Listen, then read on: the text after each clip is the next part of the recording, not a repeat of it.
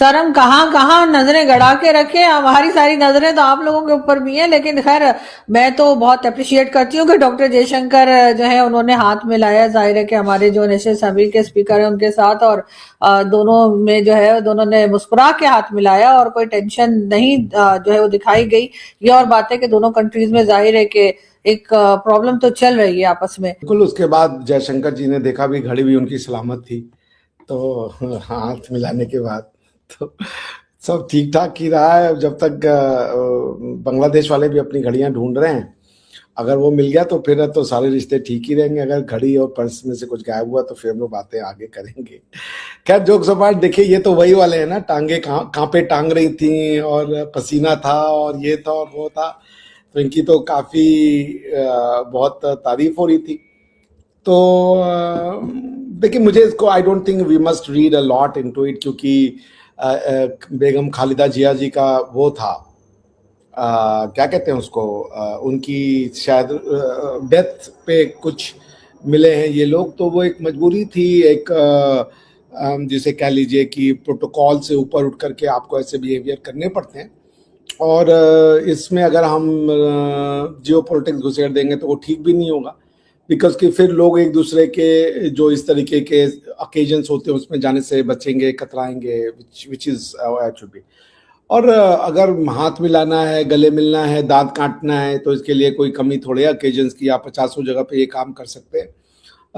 अच्छे आप 2026 में ये आप रिजोल्यूशन लीजिए कि आप एक अच्छा और सेहतमंद समाज बनाएंगे, जो मेरा सेहत से मतलब सिर्फ फिजिकल वेलबीइंग नहीं है, मेंटल वेलबीइंग से भी है, जो एक प्रोग्रेसिव, इंक्लूसिव और टॉलरेंस समाज बन जाए। अगर वो समाज आपका बनता है तो फिर हमारे आपके यहाँ तो क्या रोज ही गले मिलेंगे, सब कुछ हो जाएगा।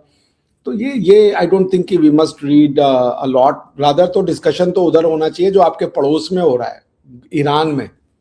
आप तो उससे खैर खौफ खाएं, क्योंकि अगर ईरान उस रास्ते पे निकल गया जो वहां पे हो रहा है, तो ये आपके लिए बहुत बड़ी बैड न्यूज होगी, खासकर आपके उन इस्टेब्लिशमेंट के लिए जो एक तरीके के रिलीजियस गवर्नेंस को लेजिटिमेसी देते हैं। तो Iran is going through a very tumultuous time, आप वहां पे अपनी नजरें गड़ा के रखें और हो सके तो कुछ पैसे भी। लेकिन फखर, आप कैसे देखते हैं इस मुलाकात को? और आपको लगता है, वैसे तो अगर हम देखें तो ईरान क्या, अफगानिस्तान क्या, हर जगह ही प्रॉब्लम्स हैं जैसे डॉक्टर साहब कह रहे हैं, लेकिन बहरहाल एक अच्छे स्टेप के तौर पे लिया जा सकता है कि किस तरह से डॉक्टर जयशंकर जो है उन्होंने हाथ मिलाया और मुस्कुराहट के साथ। ऐसा नहीं लगता कि एक होता है ना कि आप रस्मी तौर पर अरे यार ये कहाँ सामने आ गए, वो वाला अंदाज नहीं था। हाँ जी, बिल्कुल, थैंक यू वेरी मच। अच्छा, जहां तक बात है, डॉक्टर साहब ने कहा कि मजबूरी में हाथ मिलाया, नहीं, बिल्कुल मजबूरी में हाथ नहीं मिलाया उन्होंने, ना कोई उनकी मजबूरी थी। अगर मजबूरी में हाथ मिलाना होता तो एससीओ में डिफेंस मिनिस्टर राजनाथ सिंह और ख्वाजा आसिफ हाथ मिलाते, डॉक्टर जयशंकर और इसहाक डार हाथ मिलाते, नरेंद्र मोदी साहब और शहबाज शरीफ साहब हाथ मिलाते, कर लेते। मजबूरी होती, आमना सामना भी था, एक छत के नीचे भी बैठे थे, घंटों बैठे थे, तकरीरें भी सबने की, क्यों हाथ नहीं मिलाया? नहीं मिलाना था उस वक्त, अब इस दफा मिलाना था। ऐसी कोई मजबूरी नहीं थी, वो कोई मतलब जिसे कहते हैं कि 10 बाय 10 के रूम में नहीं बैठे हुए थे 15 लोग। काफी बड़ा हॉल था पार्लियामेंट का, वो एक वेटिंग रूम था जहां पे बहुत सारे कंट्रीज के, नेपाल, भूटान, बांग्लादेश और इस तरह इंडिया, पाकिस्तान, बाकी कंट्रीज के लोग वहां पे बैठे हुए थे और उनकी फ्यूनरल के लिए बैठे हुए थे, जनाजा इसको हमारे यहाँ कहा जाता है। तो ऐसी कोई मजबूरी नहीं थी और डॉक्टर जयशंकर साहब आए, उन मिले, बल्कि उनका जो स्टेटमेंट आया अयाज सादिक साहब का, उसने कहा यार मैं लाजमी सी बात है, इंसान होता है ना, हमारे यहाँ मैंने शायद कल वीडियो में भी बात की थी कि मतलब लोगों की जैसे दुश्मनियां होती हैं, आप लोगों के यहाँ, हमारे यहाँ, हर जगह होती है इस रीजन में। तो मैंने कहा बहुत दफा ऐसा होता है कि किसी की गमी खुशी ऐसी होती है कि जहां पे दोनों साइड को आना होता है। किसी की अगर कोई डेथ वगैरह हुई है तब भी, अगर किसी के यहाँ खुशी का मौका है तब भी, तो वो बुलाते हैं, आमना सामना भी हो जाता है, लेकिन बंदा कहते हैं कि यार क्या करूं। और मैं आपको सच बता दूं कि इस तरह के एक्सपीरियंसेस मतलब मेरे साथ या मेरे फैमिली मेंबर्स के साथ हुए हैं, इसलिए मैं आपको बता रहा हूं। तो उसने कहा कि यार मैं बड़ा मतलब वो था, मैं हाई कमीशन जो कमिश्नर थे हमारे पाकिस्तान के ढाका में, तो कहते मैं उनके साथ बातों में लगा कि यार पता नहीं अब मिलेंगे या नहीं मिलेंगे, अगर मैं हाथ मिलाता और वो हाथ पीछे कर देते हैं। तो यकीन करिए उन्होंने इंटरव्यू में कहा, और मेरे ख्याल में वो उस बात पे बिल्कुल ठीक भी थे। उसकी वजह ये कि इससे पहले हमने मतलब क्रिकेट में ये रिवाज लेके आ गया इंडिया की, जी हाथ नहीं मिलाना। ये रिवाज इसलिए कह रहा हूं कि शायद 200 साल क्रिकेट में, मुझे नहीं पता, अगर इफ आई एम रॉन्ग तो आप मुझे बिल्कुल दुरुस्त कर सकते हैं या कमेंट में हमारे जो व्यूवर्स हैं वो भी लिख सकते हैं कि नहीं रहा था ये वाला रीत रिवाज, लेकिन उसको 2025 में इंडिया ने राइज किया कि भाई ये होगा, ट्रॉफी जो देने वाला होगा, अपोजिशन की जो टीम होगी, पाकिस्तान नहीं थी, बाकियों के साथ तो उनके मामला अच्छे थे, नहीं मिलाया जाएगा। तो मेरे ख्याल में ये एक अच्छी बात है। क्रिकेट में भी वो नहीं होना चाहिए था, उसके ऊपर मेरे ख्याल पहले भी हम बहुत सारी बातें कर चुके हैं, उससे फायदा कोई नहीं है ना। अगर कोई फायदा हो सकता था तो फिर हो जाना था। तो मैं तो बड़ा अप्रिशिएट करता हूँ डॉक्टर साहब को, और उन्होंने बड़े खुले दिल का मुजाहरा किया। पाकिस्तान को मैं यही कहता हूँ कि पाकिस्तान भी करे, जहां पे अगर मुलाकात ऐसी कोई होती है तो बात तो करनी पड़ेगी ना। मैं तो ये उस वक्त भी कह रहा था जिस वक्त ऑपरेशन सिंदूर भी नहीं हुआ था, मैं कहा फिर भी बात करनी है। अब आप जंग करें या ना करें, दोनों सूरतों में करनी है। तो जब वो असल मुद्दा उसी पे जाके होना है तो फिर फायदा क्या इन चीजों का।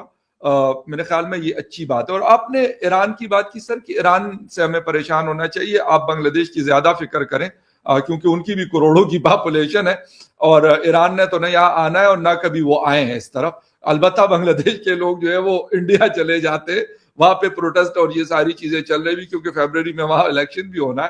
तो जहां तक बात है, मेरे ख्याल में इस हवाले से, ईरान के हवाले से डोनाल्ड ट्रंप साहब का स्टेटमेंट कि हमारी बंदूकें रेडी हैं, अगर गोली चलाई गई तो हम इंटरफेरेंस करेंगे। तो सर आपके अमेरिका में भी बहुत कुछ होता है, तो क्या ईरान इंटरफेरेंस कर सकता है? इजराइल ने भी गजा के अंदर बहुत कुछ किया, तो आपने इंटरफेरेंस की, वहां पे आपको इंसानी हुकूक याद नहीं आए? या पाकिस्तान के अंदर अगर ऐसी कोई चीज होती है, या किसी दुनिया के और जगह पे ऐसी कोई चीज होती है, सूडान में अभी रिसेंटली जो कुछ हुआ, क्यों नहीं कहा गया? ये सारी अपनी अपनी, जिसे कहते हैं, अपने अपने पैंतरे होते हैं, अपने अपने कार्ड्स होते हैं, जिसको इस्तेमाल करता है हर कोई। और मुझे तो अब लगता है कि ये जो ह्यूमन राइट्स हम लोग बातें करते हैं, शायद ये अपनी जरूरत के मुताबिक ह्यूमन राइट्स होते हैं। हो सकता है कि पाकिस्तान के ह्यूमन राइट्स का मामला कुछ और हो, इंडिया का कुछ और हो, अमेरिका का कुछ और हो, मिडिल ईस्ट का कुछ और हो। हर किसी की अपनी अपनी जरूरत के मुताबिक ह्यूमन राइट्स। ठीक है, मैं इस बात में बिल्कुल क्लियर हूं कि पाकिस्तान में हो, हिंदुस्तान में हो, ईरान में हो, बांग्लादेश में हो, जहां पर सिविलियन सुपरमेसी ना हो और उसको खत्म करने की कोशिश की जाती है, तो बिल्कुल अवाम का ये राइट है, क्योंकि वो मुल्क जो है उस अवाम का होता है, ना कि वो किसी प्राइम मिनिस्टर का या किसी आर्मी चीफ का या किसी और XYZ का। वो नहीं होता, वो तो वहां पे आया हुआ, उसने सर्व करना है, भाई चले जाना है। वो जो वहां की जनता होती है, वहां की जो अवाम होती है, उन्होंने वहां पे रहना होता है, उनका ख्याल ज्यादा जरूरी है। बाकी हुकूमतें हों या ये लोग हों, ये आते जाते रहते हैं। उन अवाम ने, वो कांस्टेंट एक फैक्टर है उस कंट्री का, उनको वहां पे रहना होता है।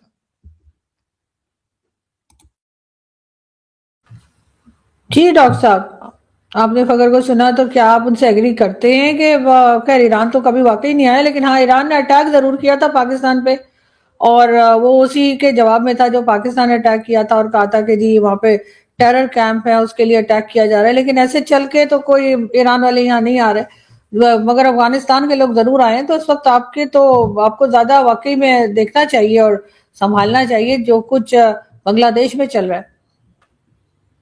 देखिए, बांग्लादेश और ईरान की सिचुएशन कोई बहुत अंतर नहीं है। बांग्लादेश भी आज नहीं तो कल उसी रास्ते पे जाएगा, बिकॉज ये कि इकोनॉमी तो कोलैप्स कर चुकी है ना।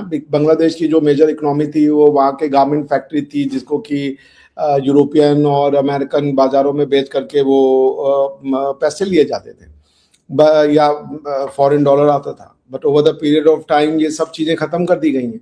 हालांकि मज़े की बात यह है कि अभी तक कोई रिस्ट्रिक्शन या किसी भी तरीके का बैन बांग्लादेश के ऊपर वेस्ट ने नहीं लगाया अभी। तो इसका ये मतलब है कि ये जो हो रहा है बांग्लादेश में, उसको वेस्ट की कहीं ना कहीं सहमति है। वेस्ट चाहता है कि ऐसा हो। शायद वो इंडिया को, प्रधानमंत्री मोदी को और यहाँ के हिंदू पॉपुलेशन को एक मैसेज देना चाहते हैं कि what we are capable of doing.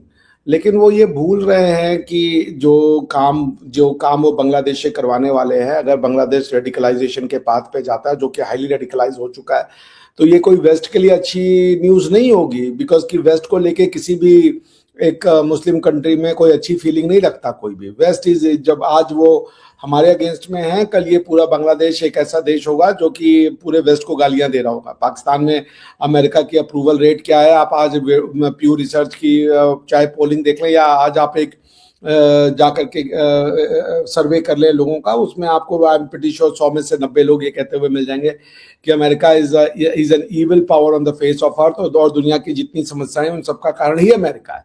Specially जो मिडिल ईस्ट में और मुसलमानों के साथ जो हो रहा है उसका कारण वो अमेरिका को ही मांगते हैं। तो इसलिए अगर अमेरिका ये खेल खेल रहा है, ये शॉर्ट साइटेड खेल है। यही खेल उन्होंने अफगानिस्तान में खेला था, और चार्ली विल्सन की वॉर लड़ने आए थे। आज वही 10 साल बाद अफगानिस्तान में फिर अपने लोगों को भेजा उसामा बिन लादेन को मारने के लिए। तो दिक्कत यह है कि ये बहुत छोटी मानसिकता या छोटी दृष्टिकोण रखते हैं, मायोपिक व्यू रखते हैं, लॉन्गर पिक्चर देखने की इनकी क्षमता नहीं है। बट चूंकि इनके पास अभी एक रियल टाइम पावर तो है, जिस वजह से ये दुनिया पे अभी भी अपना एक प्रभाव रखते हैं, अपना एक असर रखते हैं, और उस प्रभाव के रिजल्ट में दुनिया इनको अभी भी वैल्यू देती है। बट मेरे लिए बांग्लादेश कोई मेजर इशू नहीं है, क्योंकि क्या होना है, देखिए इंडियंस को तो सीखना चाहिए रशिया से। यही काम उज्बेकिस्तान ने डोनेस्क और लुहांस्क के इलाके में रशियन स्पीकिंग माइनॉरिटी के साथ किया था। रशिया ने क्या किया, रशिया ने उन पे अटैक किया और वो दोनों इलाकों को अनेक्स कर लिया। मैं तो भारतवर्ष को समझ ही नहीं पा रहा हूं। आपने बांग्लादेश को खुश करके देख लिया, ज्यादा टेरिटरी देके देख ली, सब कुछ करके देख लिया, अल्टीमेटली निकला क्या कि भैया जो वहां इंडिया जो है हमारा खून चूसता है, इंडिया कभी हमारा दोस्त नहीं हो सकता। जब वो आपको नहीं दोस्त मानना चाहते तो मुझे समझ में नहीं आता काहे ये दोस्ती निभाने पे पड़े हुए हैं। आप बांग्लादेश के ऊपर सर्जिकल स्ट्राइक करें, जो हिंदू डोमिनेटेड एरिया उसको अंदर ले लें, बात खत्म करें। बांग्लादेश कौन सा ही मुसलमानों के लिए बना था ना भाई, तो जो मुसलमान एरिया वो मुसलमान देखे, उनको तो वैसे भी सबको मुसलमान ही करना है सूनर या लेटर। तो भारत कब तक ये सेक्युलरिज्म का जो चूरन है वो पीता रहेगा? I think India should go in. वो हमेशा धमकी दे रहे हैं, हम आपका चिकन नेक काट देंगे, हम आपका फलाना नेक काट देंगे, हम आपका ये काट देंगे, वो काट देंगे। हम कटवाने के लिए बने भैया। तो पॉइंट ये है कि टाइम हैज कम, इंडिया जो है वो एक डिसाइसिव एक्शन ले। जो हिंदू मेजॉरिटीज एरिया है उसको वो अपने कब्जे में लें। भाई मैं पढ़ रहा था पाकिस्तान में ऑन एन एवरेज रोज 3 हिंदू लड़कियां अपने घर से खींच करके अबडक्ट की जाती हैं, मुसलमान बना दी जाती है, रोज एवरीडे। भारत में ये क्यों नहीं हो रहा है, मुझे समझ में नहीं आ रहा है। अगर यही काम आप मुसलमान लड़कियों के साथ करें, भैया अगर वो मुसलमान अपने वो किसी हिंदू को नहीं बर्दाश्त करना चाहता तो आप भी करें, उनकी लड़कियों को खींचे और बनाए हिंदू जबरदस्ती। उनको यही भाषा अगर समझ में आ रही है और इसी को वो अपनी बहादुरी समझ रहे हैं, तो टिट फॉर टैट सारी दुनिया में यही सर्वाइव करता है। अच्छे लोग तो काट दिए जाते हैं। तो अब भारत को देखना है कि वो कैसे बांग्लादेश को निपटेगा। अगर वो पुराना वही अपीजमेंट, खुश कर लो, खुश करते करते आप खत्म हो गए, आपका देश टूट गया, पॉपुलेशन खत्म हो गई, पर आप खुश नहीं कर पाए। अभी भी आर्गुमेंट है उनके पास कि जी आप बुरे हो, तो आप बुरे हो तो फिर बुरे वाला काम करो। मैं तो यही सलाह दूंगा भारतवर्ष को। जय हिंद दोस्तों, स्वागत है आप सभी का हमारे चैनल पर। आप देख रहे हैं इंडिया वेब न्यूज। बांग्लादेश को ना एक कीड़ा काट रहा है। कीड़ा ये है कि जैसे पाकिस्तान हिंदुस्तान से पिटता है, वैसे ही बांग्लादेश भी मरम्मत चाहता है। वो चाहता है कि एक बार मोदी जी ना ठोके उसे, और वो वक्त आएगा। बांग्लादेश की सरकार को गिराने में अमेरिका ने पूरा जोर लगाया, गिराया भी, सक्सेस भी हुआ। उसके बाद यूनुस जो कठपुतली बनकर अमेरिका के इशारों पर नाच रहा है चंद डॉलर्स के लिए, उसकी मरम्मत एक्चुअली करनी जरूरी है। क्योंकि बांग्लादेश के जो नेता हैं वो लगातार चिकन नेक की बात कर रहे हैं। और जैसे अभी आपने देखा होगा कि जो हमारे लीडर्स हैं उन्होंने साफ तौर पर बोला, स्पेशली जो नॉर्थ ईस्ट के हैं, उन्होंने कहा बेटा सुनो, तुम एक बार आकर तो देखो हमारे इलाके में, उसके बाद हम बताएंगे कि चिकन नेक क्या होता है। तो इसीलिए बांग्लादेश मरम्मत चाहता है, और जिस तरह से वहां पर हिंदू पॉपुलेशन के साथ में ज्यादती हो रही है, उसको देखते हुए भारत सरकार को भी स्टेप लेने पड़ेंगे अच्छे खासे। और जितने बांग्लादेशी भारत में रह रहे हैं अवैध तरीके से, उन सबको निकालकर बाहर फेंकना चाहिए। ये जो मुहिम है वो पूरे देश में चलनी चाहिए, और बहुत जगहों पर ये चीजें हो भी रही हैं। अगर आप देख रहे होंगे समाचार तो ऐसा हो भी रहा है। और न जाने कितने लाख बांग्लादेशी भारत में अवैध तरीके से रह रहे हैं। और सबसे मजे वाली बात है कि वोट बैंक के चक्कर में जो भारत के लीडर्स हैं उन्होंने आधार कार्ड भी बांट रखे हैं। यार गजब है, अपने देश के साथ तुम वोट बैंक के चक्कर में इतना खतरनाक खेल खेल रहे हो। आप लोग क्या कहते हैं कमेंट करके बताएं। चैनल पर नए हैं तो चैनल को सब्सक्राइब करें, इस वीडियो को लाइक करें और शेयर करें। जय हिंद, जय भारत।